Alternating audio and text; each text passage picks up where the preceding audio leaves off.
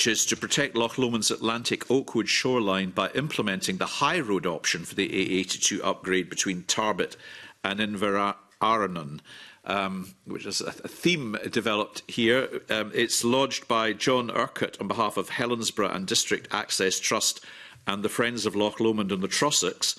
And it calls on the Parliament to urge the Scottish Government to reconsider the process for selecting the preferred option for the planned upgrade of the A82 between Tarbet and Inverarnon and replace the Design Manual for Roads and Bridges, the DMRB-based assessment with more comprehensive Scottish transport appraisal guidance.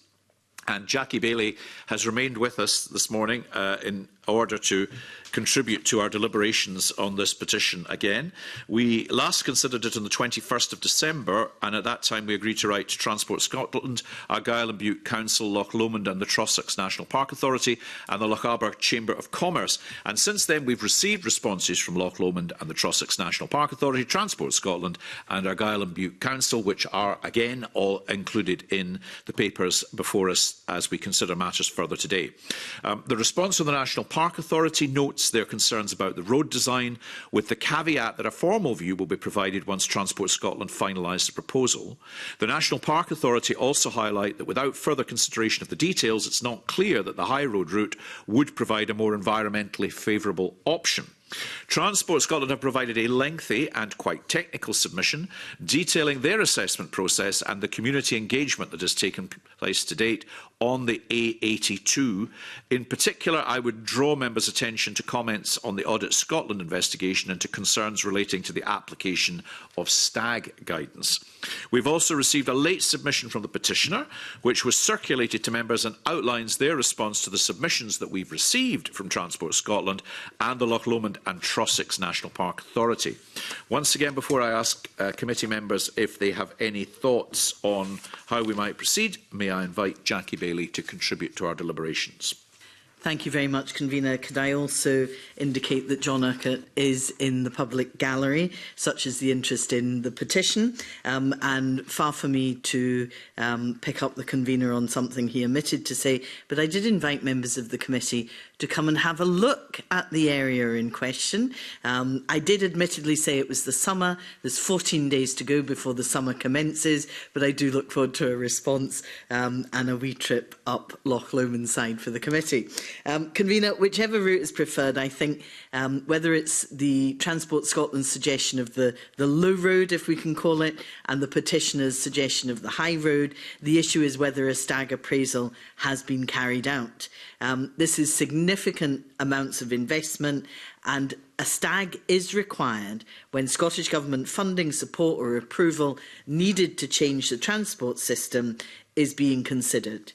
Now, the wider consideration with the stag is it's not just that it's a transport project, it's what benefit it accrues to those living in or indeed visiting the national park. So it requires a consideration of place, not just project, and what local people want, and dare I say it, its significance because it is within Scotland's first national park.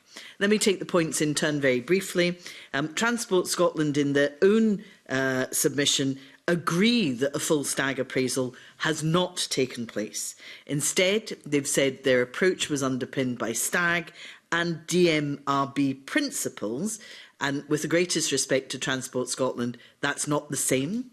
It's taking things and maybe applying them, but it's not actually doing a full stag appraisal.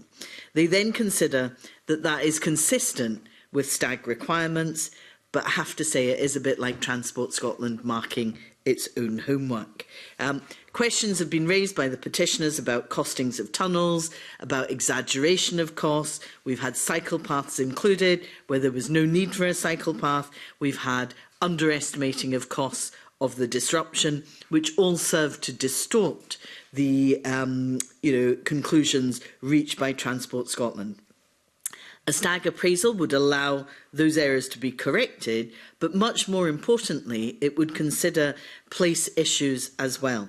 The impact on the economy and life of people living in Tarbet and Ardluey, for one, but the impact on the national park, which we should be treasuring and conserving. Let me turn briefly to the National Parks response to you. And can I just point out they shouldn't, perhaps it's the fault of our process, but they almost seem to be responding as a statutory consultee. Well, this is much wider than planning. This is not about their response as a statutory consultee. I think it is fair to say that they don't quite like either option. They don't like the option presented by Transport Scotland, which would see big swathes of road going out over Loch Lomond, which I think would be catastrophic. It's clear they also have concerns about the High Road proposal. But my submission to you is, a stag appraisal process would help you work through that rather than the shortcut approach that's been taken by Transport Scotland. I think this is too important not to get right. I recognise it's of critical importance to hauliers that need to use the road from the Highlands and further afield, but they equally, I think, would want to get this right so that they get a decent route and we also conserve our environmental heritage at Loch Lomond and the Trossachs National Park. Convener, thank you very much. Thank you, Ms Bailey. And indeed, you did point out to us on the previous occasion that we have a reputation for liking to get out and about from Holyrood, and we did in our response say that we may even manage to come and have a visit at some point. So I think it's a little early to admonish us for not having quite managed already. But I think in essence, the recommendation about the stag report is quite significant. Does anyone want to comment or come forward with any recommendations? Mr Ewing? As Jackie Bailey has always set out a strong case for that which she advocates.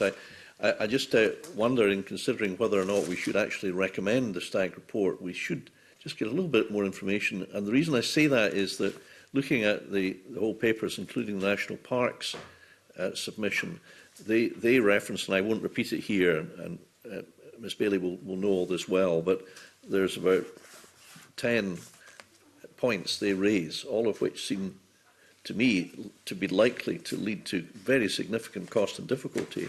Now, I'm not suggesting we shouldn't recommend that it be a stag report, but I would just like to know how long it would take to get the stag report and what that process would involve without being obstructive to this in any way, because the crossing of the West Highland Railway twice, various tunnels, very steep land contours, triple SIs, water courses, crossing the Sloy power station pipes. I mean, I'm fairly familiar with much of this area, and it does seem to me to involve such a level of difficulty that the stag process in itself might take a year or so. And the reason I raise that, Convener, I'm sorry to go on a bit, but is that I know that throughout the whole West Highlands, not only in Jackie Bailey's constituency, but adjoining ones in Argyll, in Lochaber, this is a road that has long been the subject of an overwhelming desire to see improvements for all concerned, as I think everybody would agree. So I'm not being obstructive to Jackie Bailey's proposal, but if we're going to make this recommendation, I think we should know, is it going to take 3 months? Fine. Is it going to take 3 years? Well, if it is, I'm not sure that that's something I would want to support. And I don't know, Convener, if it's appropriate to ask Ms Bailey for her comments on that, because I haven't had a chance to discuss this with her. Well, unusually, I'm content to invite Jackie Bailey if she wants to respond to that. I think she indicated she might like to make a further comment. Thank you. I think the petitioners would contest the level of complication that is being suggested. But I think the difficulty I have is a reality check that it looks like the National Park, in its response to you, is likely to object to the existing route. That is going to take time in and of itself. And if that is the scenario that has been suggested, and certainly I read from their submission, then you could be talking ages in terms of planning before that process is concluded. I think the stag is the accepted way forward. I wouldn't want it to be held up unduly. I don't think anybody would. But the reality is this is likely to be contested whichever route is picked. Fair enough. Thank you. David Torrance. Thank you, Convener. If we're going to visit Loch Lomond, we're just as well going up the road a wee bit to Reston Thank you and see Jackie Bailey's other area. I would be delighted, Convener. Convener, I think the Stag report, I wonder if we could write to the Minister for Transport asking if he will do a full Stag report on the second option, and also raise with the Minister the concerns raised by Loch Lomond and Trossachs National Park Authority about the road design and transport of Scotland's preferred option. And in doing that, I wonder if we could seek an update of anticipated timetable for publishing the draft orders and associated environment impact assessment report, including plans for a public consultation. Thank you. Are we agreed? Yeah. I mean, I do think maybe we could, I don't know whether it's possible, but can we just look to see whether at any point it would be possible for those members of the committee that might like to visit the area to do so, because it is obviously quite complicated, and I think a physical appreciation, again, of all that is being discussed would probably assist. That brings us to the end of item 2. We now move to item